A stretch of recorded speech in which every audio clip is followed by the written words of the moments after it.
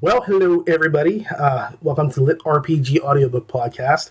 My name is Ray, and today we'll be reviewing a few newer books, just so you know. But I do want to get into a little bit of things here before we get too far. And the first is, I'm sure you guys have noticed I've been off for a long time. I had a situation with work where we were getting just working nonstop. It was crushing us. And then my boss was kind of having me work longer than certain days on things like that. And eventually, I just never had time to get to this. As try as I might, it was either never see my family or take the time to get on here and do this. And I tried as best I could when I could to get reviews out. Things have changed. I think you'll notice I'm not gasping for air as much as I used to, and that's because I have not been, worked nonstop into the ground every day. I am currently, we'll put it like this. I have been permanently laid off from where I used to work at, which is fantastic. To be frank with you, it is probably something that's for the best. I have not enjoyed what I've been doing for a while. There was numerous factors, and most of it was not the requirements of the job itself. It was other things. My stress levels were off the charts, and I don't even think I get stressed. I really don't. I just think I take life as it comes. But I can tell you, after 5 days of being here where I am now, with not having to worry about those things, I can tell a huge difference. There's a weight off my chest. And I'm not putting that metaphorically or figuratively. Literally, there was not much pressure on my chest anymore. So what happened was I'll lay it like this. In November, we've been trying to buy a home. We had found a home, which was a bit of a distance away from the place where we lived.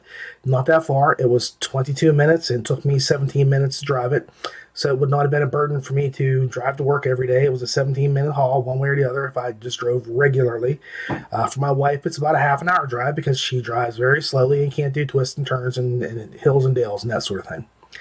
And we had been trying to get this house. We could never figure out what was going on as to why things were being delayed. And we finally found out afterwards that the home was owned by a gentleman who was in jail. And in fact, he was in jail for trafficking around with the little minor, giving her alcohol and having his way and having fun with her. And he got busted because the girl regretted her actions the day after, and then he went to jail. So we ended up having this big, long delay in getting the house because no one would tell us he was incarcerated.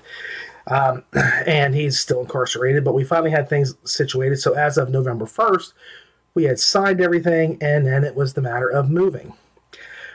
We just did something simple. Usually where I work at, if we just make a request, you can say, hey, I'd like to have this day off or that day off to do something. And so, of course, we just said, can we just have the weekends off so that, we can move? And that's it. That way we're not, disrupting anything. We work the rest of the week. And if something comes up where I work at, of course, we're not going to be moving that day on a weekend. So we won't have that day off. It would just be that way, which that was fine. And everything went well until about the 15th when I was told we were having a permanent layoff. My employer decided he wanted to employ one of his relatives and have them take my place so that he could retire at the age of 50 or 55 or whatever it is. He's not that old, but he doesn't want to work forever, and he wants to be able to retire and have it go to the family. Whatever. Fine. That's perfect. I don't care. I didn't take it hard. I didn't take it at all. I just said, thank you. Goodbye. I'm out of here. And that's just the way it stood. So we had just purchased a house. We were in the middle of a move. And so as soon as we purchased the house, I lose my income. I lose my place of living because we hadn't actually moved into the home yet. We were forced to move everything. And thankfully he said you have till the end of the month to get out. We'll do that for you. So on and so forth. So we were able to do that as best we can. He even let me have the company car to load stuff up and move it as we needed, just because, we just did not have the wherewithal and the means to transport everything. And one of these shortly, I will show you my new man cave. We have a separate building, which was a business by the guy that owned this place before us. And that's going to be like my den. It's going to be basically where my books are, where my writing will take place, where I'll do reviews, whatever it is I want to do out there, that's going to be my place to do it. And it's just, it is a nice place to get away. I can finally get out all of my crap that I have been hoarding and storing for the last 50 years. I mean, basically, I have stuff since I was a baby that I don't throw away. I can't get rid of stuff. I'm not a hoarder. There are certain things I must maintain, and if I lose it, it will be replaced. So, on top of all that, my health issues, I still have problems breathing, but like I say, I'm not struggling like I used to because I'm not working, numerous hours and going up and down stairs nonstop multiple times all day long, and so on and so forth. I think the hardest part for me right now is the phantom phone calls. And by that, I mean, as a funeral director, one of those things you expect is to get a phone call in the middle of the night. You can't help it. You kind of just say, 3 o'clock tonight or 2 o'clock in the morning, there's going to be this phone call and I'm going to have to get up and I'm going to rush to get out of here and everything. And I have not had a single phone call. Like, we literally have our new phone. I don't know the phone numbers. I don't need to know the phone numbers, but no one calls us. None. Nobody. Like, if we get a phone call, we know it's like either my father and I'll go into that too. My mother and father had COVID, and my mother had a heart attack after she's had like 6 to 8 strokes. I can't keep up, and this is her second heart attack.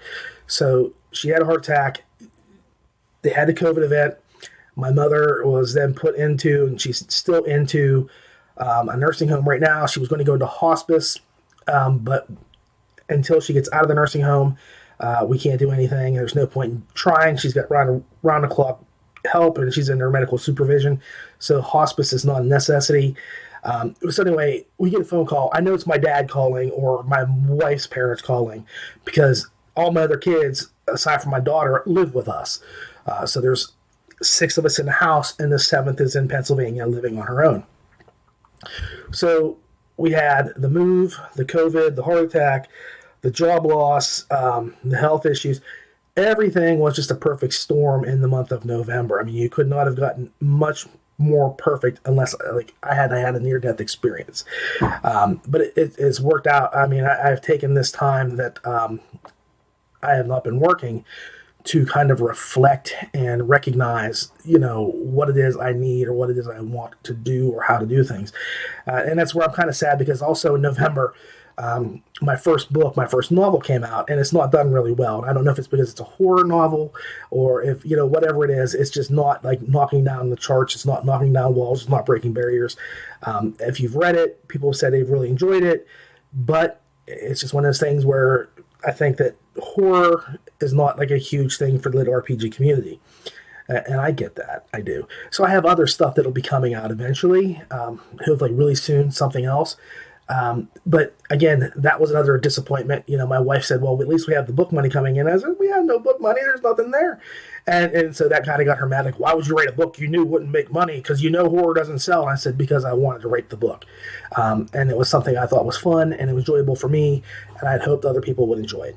So that was like another stress factor for everything. And then the only thing I have to say that was really positive about this is I've had this time to reflect. And, we're still, thankfully, my boss did not fight the unemployment. I am eligible for unemployment and will be getting benefits at some point. It's already towards the end of the month of December, and we haven't seen anything yet. So hopefully that'll come in so that we can have something and I can make a house payment where I'm not going to have a home. We don't know, and that's one of the great things about life is the mystery. It's kind of like, will there be a home tomorrow or not? Who knows? and I'm not saying that to beg for sympathy, because if you want to, who needs sympathy, it really honestly, like the last episode, I talked about Paul Campbell Jr.'s death, and I think that is the harshest thing because that man left a daughter behind. He left friends behind. He left family behind. And he was fine, double pneumonia or something like that. And then boom, gone in a heartbeat. And I know with me, I have blood issues, I have breathing issues, heart issues. Anytime something can happen to me and I'd be gone, and it's okay because I know I'm okay. My family will be taken care of some way, somehow, by somebody. It'll be fine. But, you know, Paul's loss, it made me rethink a few things for myself too. And I hope it did for everybody else that knew him. You know, he was a young guy, you know, and I hate to say it, I'm young, I'm in my 50s, I'm 51. But people do get older, people have health issues, and things hit out of the blue. You never know. And I look on Facebook with the groups now. I have time to go in, I have time to see things and converse again. And I see everybody, like, I know 2020 has been crap, and it's a trope unto itself about 2020 being horrible. But the fact of the matter is everybody has issues and things coming up, and you just have to kind of say, look, I'm here for you. I don't need anything. I have really reflected and thought about this a lot. So I don't know if I want to be a funeral director anymore, to be frank with you. The stress, you know, like I said, I hear phantom phone calls. In other words, in the middle of the night, I'll hear a phone ringing, and I don't even have a phone in my bedroom, and it sounds like it's right by my ear, and I'll wake up to answer it, and there's no phone. I don't think I need that kind of stress anymore. I don't want to have to live where I'm worrying about the next phone call. I don't want to have to worry, you know, like I get up every day, and this is what kills me the most. I used to complain. I used to say, man, the only thing I really want to do is I want to sleep in. I want to be able to sleep in till 9 o'clock. I want to be able to sleep until 8 o'clock in the morning. All I ask is just give me a little bit. I don't want to have to wake up at 5 a.m. to be over at work at 7, you know, and then end up being there till 8 o'clock at night or 7 in the afternoon or whatever. I just want to be able to get up and when I need to, when I want to. Now I'm not working, and guess what time I wake up? 4:30, 5 o'clock, 5:30. That's the latest. I just don't wake anybody up. I go out, make a cup of tea, I sit at the table, I listen to a book, watch the sunrise, look at the deer out across the street, or watch the snowfall, and I just take it in for what it's worth. I have really just come to realize and recognize that sometimes I've just been killing myself unnecessarily, and I've been estranging myself from my family. So, you know, it's been very beneficial from this point for me to say, you know, reflection time has appeared. And, you know, hopefully I'll be able to sleep in a little bit before I have to decide whether I take a job somewhere else or what I want to do. My wife has said that she may just go get a job, and, you know, I could stay home and take care of things around here. I've done it for the last 21 years, you know. Maybe she wants to step up and do something. Maybe she wants to get out a little bit. I don't know. We'll see. You know, I was kind of hoping, hey, man, the first book would take off. Maybe we could just, like, you know, skate by it. You know, 'cause, to be frank, I was making $40,000 a year as a funeral director with 5 kids at home and a wife and myself. Okay, so we had Logan, Thane, Lucas, Quillen. Okay, so 4 kids. And then Carrie and myself. And, you know, it wasn't easy. And my wife always said, you know, you could go get a job at Dollar General and make $40,000 a year as a manager or something like that, and not have to work the way you do, and not have to worry about phone calls, and not have, you know, this off and that off and all that stuff. And I was like, you know what? She's right. She's right. Yeah, I've got 3 degrees. 3. And I don't know what I want to do. You know, I killed myself to get through college. I did 4 years inside of 2. I got 2 bachelor's degree. Then I did mortuary school in 1 year, 120 credits. And I got a mortuary degree there. Then I did a year's apprenticeship. And so I did basically a ton of work. And I was top of my class, you know, all that stuff, because I wanted to show my kids you could work full time. I worked nonstop hours then, work full time, go to school, doing 18 to 20 credits a semester at a minimum, and still maintain high level of excellence. And, you know, and I don't know if it's going to kick in because my daughter, she didn't care, and she just didn't like college, and she never went. My oldest son doesn't want to go to college. My youngest went to college at 12, and he gave up at 16. He just said he was tired of it. And he had A's and B's. He was doing great. You know, why quit when you're a sophomore or a junior? I think it was like a credit away from being a junior, and he quit. What? So see, I'm rambling now, but you see where my life has been. I'm kind of opening up here and talking a little bit. But as things stand right now, I actually have free time. So what I'm doing now is I'm going to jam in as many recordings as I can. I'll probably do about 3 episodes or 3 clips of a book a week, with 2 of those being regular books, 1 being SBT, until I have a nice catalog built into it. And at that point, I am going to maybe like sneak in like extra reviews, get a nice backlog of those going, and then Ramon can just pick and choose what he wants to put in, and then I'll have that ready to go. And then that way I'm not rushing to get things done or having to do this, that, or the other thing during the week. I can just say, I know it's done, it's ready to go, I'm good, and I can just sit down and do this as I need to. And that's what I want to do, is I want to get back into every week an episode, every week, good reviews, good solid material for you all. Honesty as always. I want to always tell you the truth about what I think. And that's like, I have a book coming up real soon, and I had an issue with not the author. The story was great. It's the narration that just makes me not understand things. Just the mispronunciations of certain words, and I like I said, I want to get into it, but I'm always going to be honest. I'm always going to be fair. I have criteria though, that I say I have to stick to. I have to say this has to occur or whatever. And if I don't, then I'm going to cut off points. And so please don't be upset. If you've been kind enough to let me listen to your book, I have to tell everybody the way I think this has happened. And I'm not being mean or harsh. I'm trying to actually be a little bit more generous as time goes on, just because I'm not trying to be a curmudgeon. As much as I want to be the guy that yells, "Get off my lawn," I don't think I have that in me anymore. I always joke, I've been broken a long time ago. My wife broke me from women. Like, other than her, if she were to pass away tomorrow, I have no desire. I can live on my own and be quite alone forever and be quite happy. I don't need companionship anymore outside of my spouse. And if she goes, I'm okay. I will be able to survive with just myself and, in a room full of bread and peanut butter and a computer, just so I can write. So there's just certain things in life that I have just come to realize that are really important and really matter, and things that don't. And so, I apologize. I have not been around. I really have not. And I've tried. And I know it's been a crap thing because, going in the hospital a couple times, and certain things, I just have never really recovered, to be honest with you. Just never really recovered. And now I'm feeling like getting away from everything, and stepping back and taking a deep breath. That's figuratively, not literally, because I can't take a deep breath. And again, you can see I'm not breathing quite so hard because I'm not working myself to pieces. There were days where I just would gasp for air, and I would gasp for air all night. And then when I get up in the morning, I would just get right back into it, and then I just could not breathe.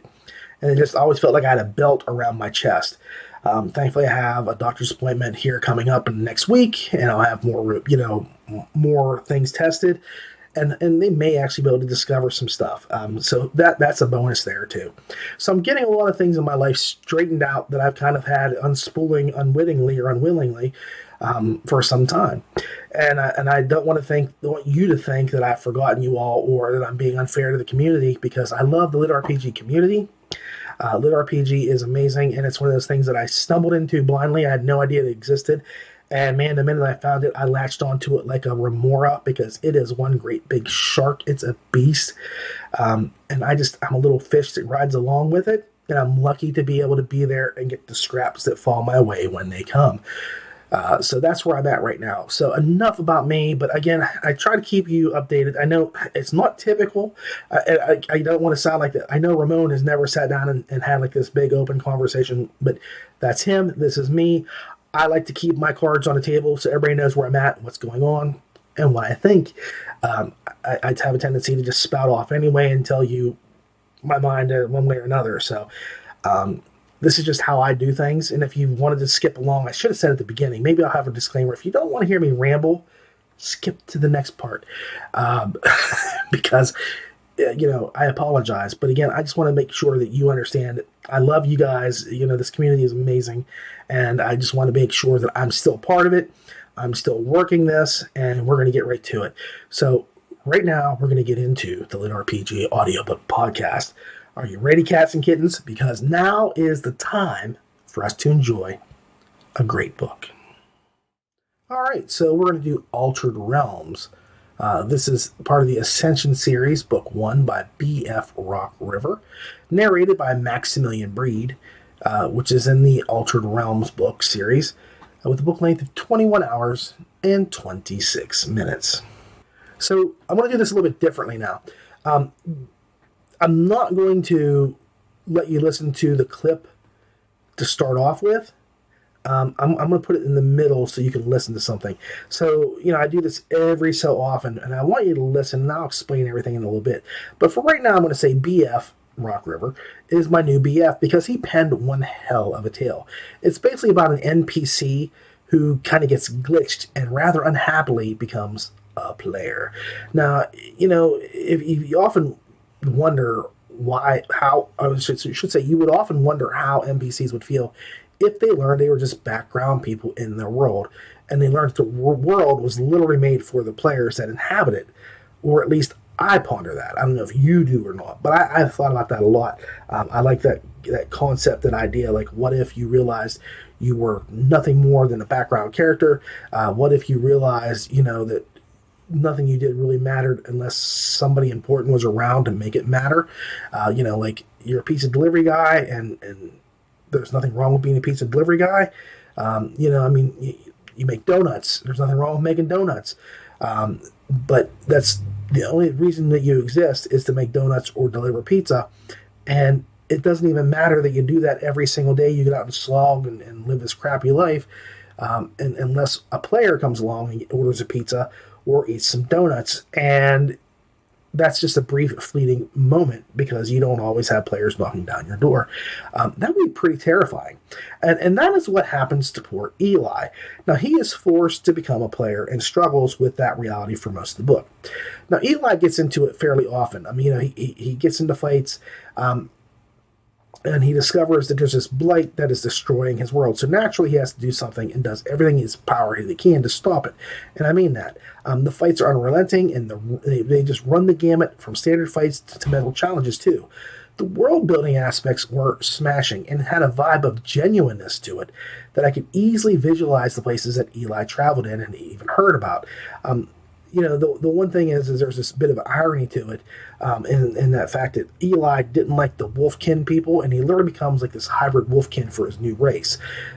So this is like, if this is like playing out like right after the Wandering Inn, because I don't know how these segments are being done, but like I talked about in the Wandering Inn, how like Pirate Abba like threw in like real world politics, and again, I don't care what your politics are, but doing that into a fantasy book is jarring. It's just jarring. So here, let's just say, for example, B.F. Rock River is talking about the subject of racism. Let's just say that's the case. He covers it up and disguises it into something simple with the one player doesn't like the Wolfkin, and now he's part Wolfkin, and he has to deal and reconcile with that fact. That is a statement on racism. It never comes out and says, hey, you were a racist, or hey, this is bad. I mean, he kind of has to realize what he felt and thought, and change his emotions and thinking processes all on his own, and he kind of comes to conclusions that you should conceive of. So it was nice to see that happen. This is how you write a story. This is how you get points across without beating people over the brow with them. Now, and the other nice thing about the book is there's town building and things like that. So it's got a lot of stuff. There's nice ripe plums, and I hate plums. I don't even know why I say that, because I don't even like fruit. If I eat fruit, it's a banana. So there's nice ripe bananas that you can just snack on from all over the place. There's different bunches you can enjoy and just have fun with throughout the book. The book just really works and does its job like it's supposed to, and you will love it. The one issue I have is with the narration. So I'm going to ask Ramon to now drop the audio clip in here, and you can listen to it. With the sight of his friend's injury, Eli snapped back into action, another wave of fury washing over him. While he sat watching his friend fight, goblins were trying to kill them. Spotting the goblin who had injured his friend, Eli loosed 3 more arrows in rapid succession. The first hit center mass, stunning his enemy. The second struck him in the throat, killing him. The third arrow, which he knew was unnecessary, caved in his forehead. Triple tap, he thought, laughing as his enemy fell lifeless into the water. At the sound of the body hitting the ground, Eli turned his aim towards the final enemy with a ranged weapon. The unlucky creature was struggling with a broken firing mechanism near the tree line. He knew that the goblin would be no threat with a broken weapon, and that he should turn his attention elsewhere, but he wanted to kill. All right, so to be fair, I so badly want to shave points off because of the narration. I have on occasion wondered in other cases if English was a first language for some narrators. In Breed's case, I sincerely have to ask, and I'm not being rude or not being facetious, if he has hearing issues, because he consistently mispronounces words that are fairly easy to say. Unsure sounds like onshore, for example, and it's like that all throughout the book. Plus, he's one of those narrators who sounds like he reads every single sentence separate from the ones following or preceding the one he currently is speaking. I found it to be distracting. I loved the book, but Breed really gave me fits and spots. Fits I should not have been having. That's how it kind of comes across. It sounds really bizarre, but like where there should be like emotion, it gets, blunted by the way that each sentence is kind of separately segmented. And I don't know how to say it any better than that. I've heard other narrators do this, and I really don't know how to describe it any better. And if anybody out there has heard what I'm talking about, they can understand it, and you can rephrase it or give me another term for it, I would appreciate it. The story itself, again, I want to reiterate, is great. But Breed, he just kind of left me wanting in some issues or some spots because of the way things were read. Not a bad narrator, clear, concise, just can't pronounce certain words, and the way he speaks, it's not quite robotic, but it definitely feels like he almost like he read a sentence and then stopped and then clipped another sentence in behind it, and like it was almost like cut and paste, and you can read it, but it's just a little jarring that everything's not exactly lined up. And I don't know how to word it any better. But anyway, the story itself is really good. This is where I feel bad, because B.F. Rock River really does this incredible job on this book. Talking about like how he subtly infused racism into the mix. I'm also going to say he does this with PTSD. It's touched on in a way that you rarely see in a fantasy novel. Imagine. Eli is just this regular dude in his world, right? Regular guy. He gets pulled into becoming a hero. He doesn't want to be a hero. He doesn't want to be a fighter. He doesn't want to do any of that stuff. He just wants to stay home and make the donuts, let's say, okay? Can't do it. The glitch happened. Now he's a player. Now he has to deal with, he just slaughtered something or killed somebody, or he has to deal with what they did to the monsters back there. Excuse me. It's crazy, and I could see where he would have post-traumatic stress, totally, and it's touched upon and dealt with in such a nice, delicate, but substantial way. Eli's not prepared, not mentally prepared, not fortified, nothing for what he is going to go into and what's going to happen. And it fit the story so well and made the story meaningful. Don't miss out on this book. It's so worth it. And honestly, I'm going to say this. My initial response, just because Breed couldn't pronounce simple words, I wanted to be like, okay, 7.5 stars. And then I thought, no, it's not fair. 7.7 stars. And again, I think I'm taking off from the story because the story's good. It's enjoyable. Is the system new or unique? No, it's a system. It's got the crunch. It's got the storyline.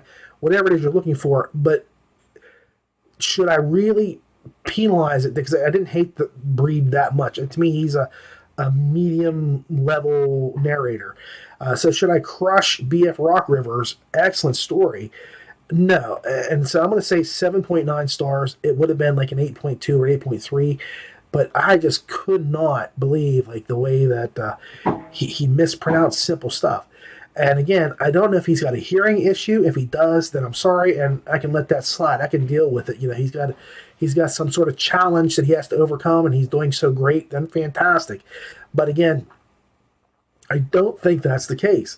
I just think either he just didn't bother speaking clearly, or that's just how his accent is. I don't know what part of the country he's from that you would say onshore instead of unsure. But and again, that's not exactly the word it was, but it was a lot of stuff like that. I'm just using it as an example. But it just drove me crazy. So I'm going to say 7.9 stars only because I have to take points off for the issues I have with the narration. I have to. And it's not fair to anybody else who I've really kind of gotten in the past and gotten their face over it. Thankfully, he doesn't do it enough that it was a big issue. But his speaking cadence really kind of got to me too. Again, it's not mechanical, it's not robotic, but it's just very parsed. And I had an issue with that too. So I had to take it down a little bit. So 8.2, 8.3, if you really want to know the truth of it, but I'm going to give it a 7.9 just because the audio did give me some fits.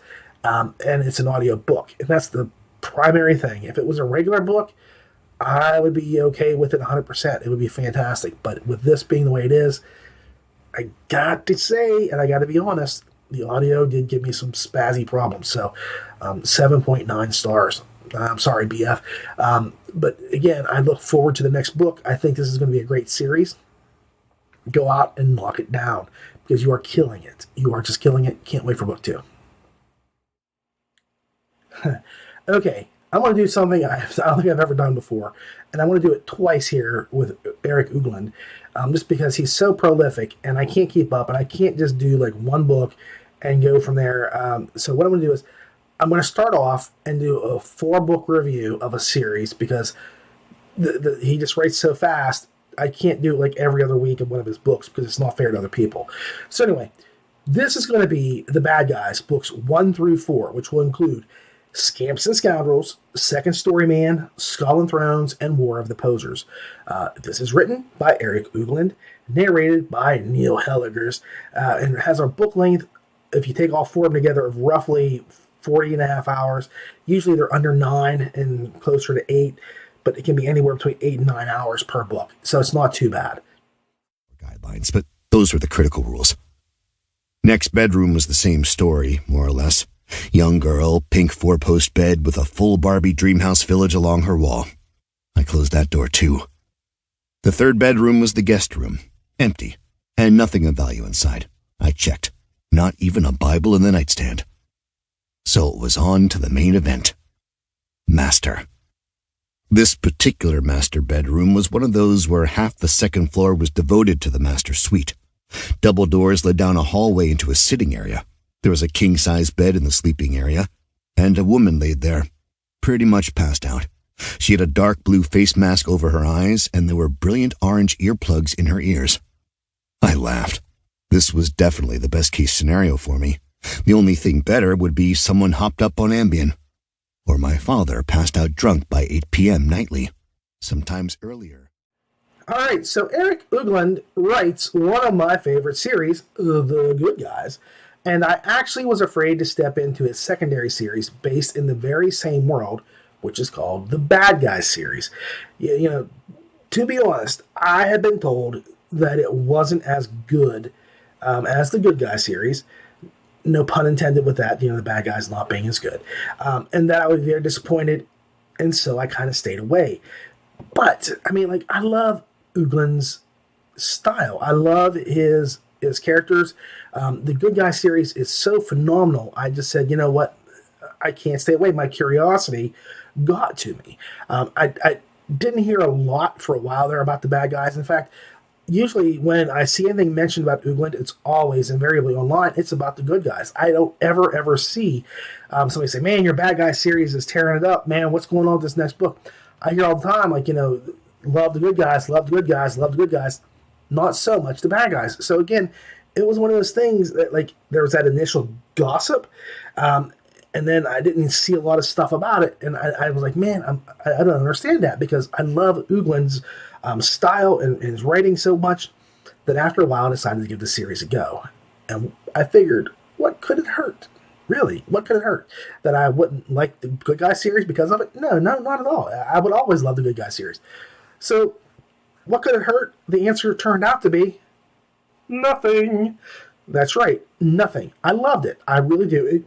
It gave me an alternative perspective on the world that Uglin had created, and it made me ask more questions, because it really answered some things that you didn't see going on in, the Good Guy series. But, at the same time, it raised some questions like, is Valamir really evil? Is he misunderstood? Is he really not making a play for the throne, or is he really making a play for the throne? Is he playing everybody? I don't know. Is Montana, is he doing the right thing in, the way he's got things positioned? Is he going to be, the guy that denies, the emperor? Is he going to try to become the emperor himself? I don't know. It's that sort of stuff. Now, before I go and say how I felt the series, I need to disclose something. I listened to the whole and complete run in one go. I mean, like book 1 through 4, all the way after I finished the first book. I enjoyed it so much, I just said, I'm going to keep going. By the end of book 4, I was a little bit mad because there are no more audiobooks for me to listen to at this time. So I clearly enjoyed it. And it does come with some baggage, though. So I'm going to get into the baggage. First off, there are a lot of similarities between the MCs of both series. I mean, they both speak and act in practically an identical manner. They both have issues with authority. They both are smart mouths. They wisecrack or, irritate people willy-nilly, knowing even that at any moment they can get killed. I mean, a lot of folks that talk certain ways, but the phrase, you do you, okay, I'm going to give you an example here. You do you has never come out of anybody I know's mouth, ever. And yet Clyde and Montana, who are from different parts of the country as far as I understand it, both use the phrase. Like, Clyde literally says, you do you, boo-boo, in one of the earlier books. And as soon as he said that, I was like, that's Montana talking. And it threw me because, so that was like part 1. They both act like they're complete idiots most of the time, although I think Clyde is less of a dope most of the time. He could be smarter acting than he is normally. And that's the whole thing. Like, Montana gets by because he's got a lot of things going for him. But, Clyde, he's got a lot of stuff going for him differently, but almost the same. Like, Montana has, like, let's just call it, like, unlimited strength, and yet Clyde has, let's say, unlimited magic. So he's out doing stuff in the same manner in ways that Montana does. So it's kind of like, I was kind of shocked, like they both talk the same, walk the same, it's kind of like Patty Duke, there's cousins who live most everywhere from, Zanzibar to Berkeley Square, but, or should I have done the part where they walk alike and talk alike, they walk alike, they talk alike at times, so, they're not identical cousins by any stretch of the mean. And I know 99% of you people out there that are watching this don't have a clue who the Patty Duke show was, or, who was in Patty Duke's show, with them. But anyway, the way things go is, there's still similarities. Like, they both have the gift of gab, which allows them to understand a new language after hearing 3 words spoken about it. And there's other things. So, if you don't mind a book that basically mirrors the other series, this is great for you. I mean, if you like Montana, there's no reason you're not going to love Clyde. If you like the good guys, there's no reason you're not going to love the bad guys. And in fact, the bad guys, to me, is a bit of a misnomer, and it's misleading, because Clyde Hatchet is no more bad guy than Montana Cogsall is. The first thing he does in the book is he gets noticed for saving children from a raging fire. And then, there's other times he does stuff just out of pure altruistic reasons. And so, Clyde is not a bad guy by any stretch of the means, nor are the people who he kind of comes to affiliate with. There are people that kind of have lives in the shadows, or they have shady past, but those pasts were all for the greater good as well. So I don't really like the idea of calling this the bad guys book. If you were going to call it the bad guys, I would like to have seen it be about bad guys. That's all. But anyway, the series is really good, okay? And like I said, it's funny, it's fast-paced. Even when the people are sitting down to talk to one another, it's attention grabbing. Like listening to Clyde riff back and forth with Lord Balamir is fun, or Clyde with one of his paramours, because he's got a couple women that kind of like him a lot. And yes, there are deaths in this book or series so far of secondary characters, so you will have times that they die, just like in The Good Guys. Excuse me. Okay, I had to take a breath. The only real umbrage I had with the entire series is when Clyde ended up getting a quest to build a guild. And then everybody he wanted to join gave him some request that he had to fulfill. Request, or is that a request? I don't know, but he just ended up getting quest after quest after quest to fulfill his quest. And it really, they just needed him to complete things before they hooked up with him. And it reminded me of like that old Looney Tunes cartoon starring Henry Hawk. I don't know if you know what I'm talking about, but in the cartoon, Henry Hawk has to go through like this, in order to get the dog to help him catch foghorn leghorn, he needs to get the dog a bone. And in order to get a bone, he has to get the cat a fish. And in order to get the cat a fish, he has to get a mouse and cheese. And in order to get the mouse and cheese, he has to go through. So this whole rigmarole. And, he comes back and he's finally like, here's your cheese, here's your fish. He gets the bone. And then, the dog knocks the rooster out with the bone and Hawk gave him. It was kind of unnecessarily convoluted, but I still enjoyed it. It was just one of those things where I was like, yeah, I see where this is going, and there's no real tension. He's going to succeed. People are going to join the guild. So it really, for me, it was just kind of like just seeing how it went through the steps in the process. But it was like probably the one thing I didn't like. I hate that kind of a story. And even as much as I hate it, I still enjoyed that particular story part. But it was just kind of like, okay, I get it, and then we'll go through it. But that was like the only part of the series where I was even kind of remotely, miffed about it. Helliger's nails every one-liner and plays the smartass perfectly. And so he propels good bits that would have been just simply humorous on the page into snicker, snorts, and even guffaw material. Yes, there's material here that will make you guffaw. He is one of my star narrators. I really have come to love Neil Helliger's a lot. I respect him. But I do have to wonder if a different narrator wouldn't have been more useful in setting up the bad guy series apart from the good guy series. And I'm not saying that to be rude to Neil. He's great. I love him.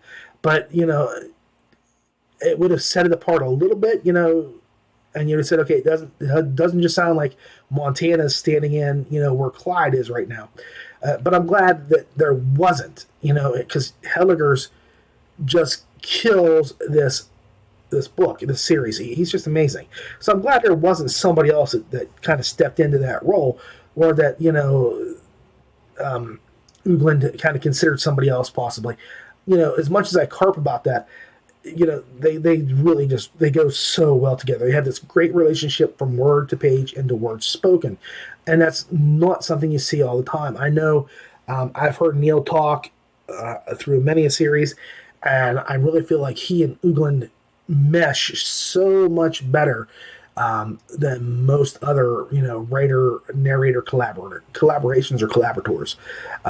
Just because he kind of seems like he embodies those characters, and he's quick about it. Like you'll have this pattern of dialogue go back and forth, like zing, zing, zing, zing, zing, zing, zing, zing, zing, zing, zing, zing, zing.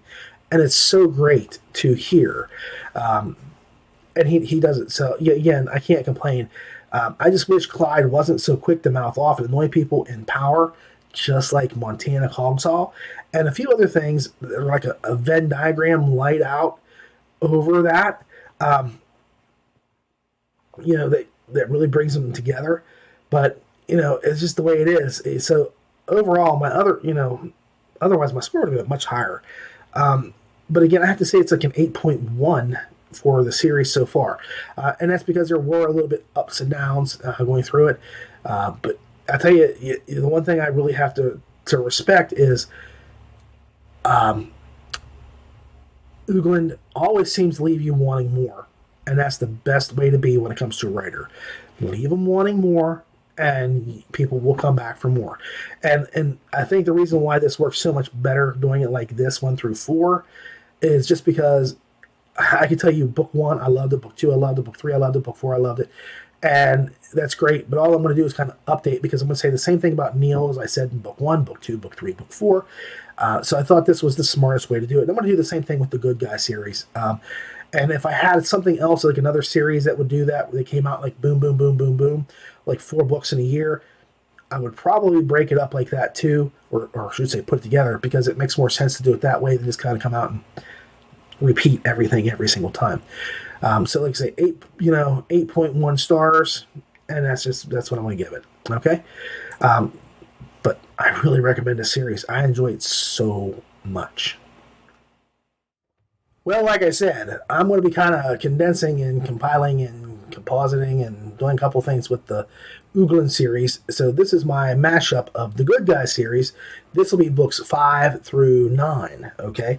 This will include Dukes and Ladders, Home Siege Home, The Bear Hunt, Eastbound in Town, and 4 Beheadings and a Funeral by Eric Ugland, like I said. Narrated by Neil Helligers.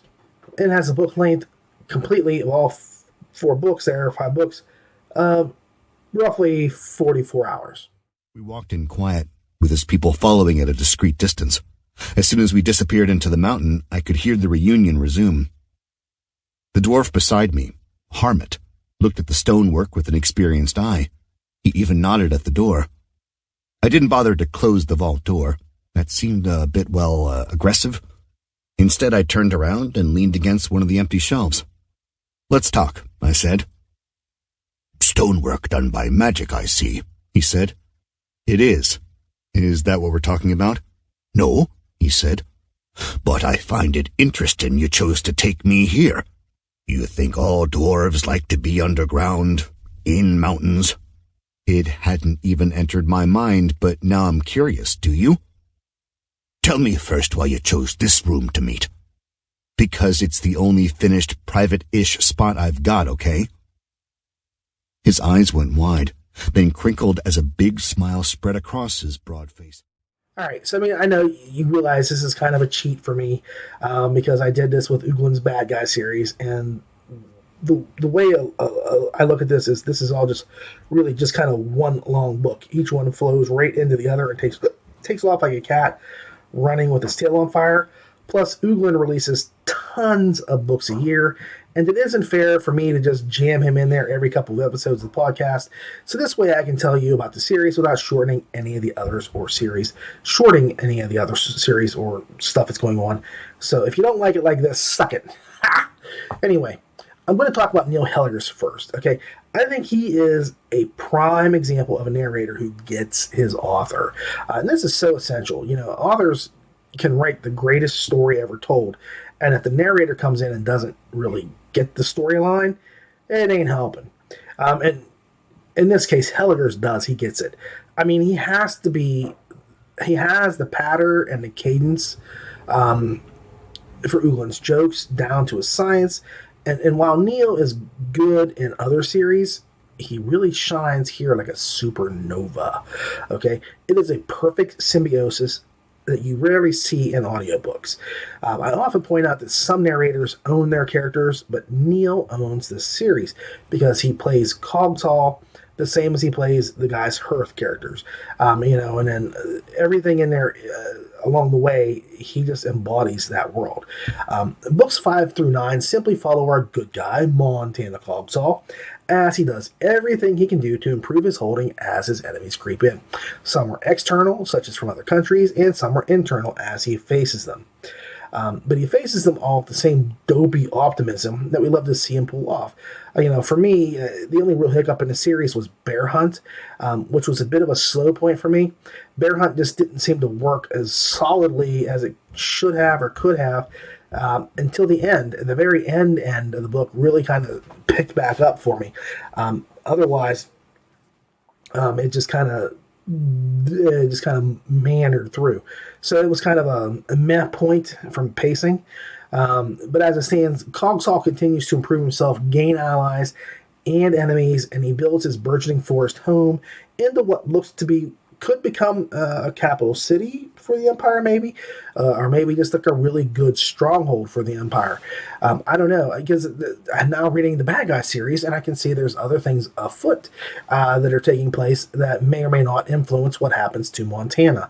So it's good to see like there's two sides to everything, and I get a bit of a bigger glimpse into this world.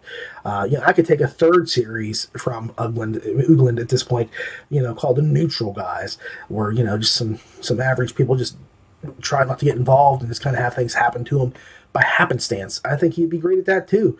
I really do. And why not have Neil do that one as well? Get 3 series going. That's what I need to see. Anyway, this is just really a nice home, that he's building for himself, should certain things come to pass in the Bad Guy series. And it's hard to tell where this is going. But either way, Cogsall is making himself stronger. He's building his city up. He's adding people in. He's bringing in various races. And his people are just flummoxed because every time he turns around, he's doing things that's against the grain, things that he shouldn't be doing or they wouldn't think he should do, and it's driving people insane. But that's what Montana Cogsall does best, is drive people nuts. Overall, the series is really steady. It's worth your time. I will tell you, there are a few times that I can get a book and it will make me laugh as hard as this one does. The only one I can really think of right off the top of my head, if I had to go like, here is where the humor is, it's Ryan Rimmel's Noobtown. Between Rimmel and Ugland, they just have knocked down the humor parts for LitRPG. And I'm serious, they really do. They have nailed it down, and I would be jealous to try to get into it, because I love humor and I like to infuse humor into certain situations, but I know I'll never be as good as either of these guys. And like I say, with Ugland, his situations are insane. The ways that Cogsall gets out of stuff is insane. It's just super enjoyable. But I think the two funniest authors in the genre right now are Ugland and Rimmel. So if it's funny business you're looking for, I suggest you turn to them. For me, the series so far is a steady 8.4 stars. It has been nonstop, even with the bit of the hiccup with the Bear Hunt. This book series has just been phenomenal, and I just can't wait to see more every single time. So good going, guys. The two of you just really make a great pair, and I enjoy this. I know if you check this out, you will like this too, so dig it. Well, everybody, that is our show for the day. I'd like to thank you very much for watching. I do appreciate you taking the time to watch or listen to the show. If you want to support us, you can always like us on the LitRPG Podcast page, Facebook page, or YouTube page, or just share and like the video. I sincerely hope you've enjoyed our show. Please, as always, I ask, leave comments or suggestions in the comment section below, and feel free to tell me whatever you like. And I enjoy the feedback, I truly do. You can follow us on Facebook, Twitter, YouTube, iTunes, Google Play, and Stitcher. And again, I do want to remind you, I do have a novel out called Nightmare Game. It is a LitRPG horror novel. If you feel like you would like to try that out, I would ask you to give it a try. I think it was fun, and I've had a lot of good reviews for it. So give that a shot. As always, take care and keep listening.